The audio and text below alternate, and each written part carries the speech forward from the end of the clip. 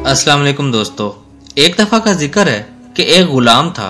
एक दिन वो अपने काम पर न गया तो उसके मालिक ने सोचा मुझे इसकी तनख्वाह में कुछ इजाफा कर देना चाहिए ताकि वो और खुशी से काम करे और आइंदा छुट्टी न करे। अगले दिन मालिक ने उसकी तनख्वाह से ज्यादा पैसे उसको दिए जो उसने खामोशी से रख लिए। लेकिन कुछ दिनों बाद वो दोबारा गैर हाजिर हुआ तो उसके मालिक ने गुस्से में आकर उसकी तनख्वाह में किया गया इजाफा खत्म कर दिया और उसको पहले वाली तनख्वाह ही दी। गुलाम ने अब भी खामोशी ही इख्तियार की तो मालिक ने कहा, जब मैंने इजाफा किया तब भी तुम खामोश रहे और अब जब मैं कमी कर रहा हूं तो आप फिर भी खामोश हो, आखिर क्या माजरा है?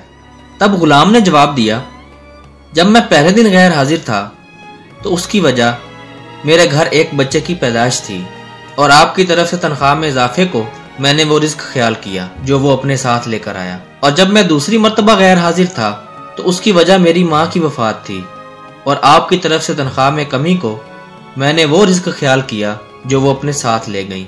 फिर मैं इस रिस्क की खातिर क्यों परेशान हूँ जिसका जिम्मा खुद अल्लाह पाक ने उठाया हुआ है।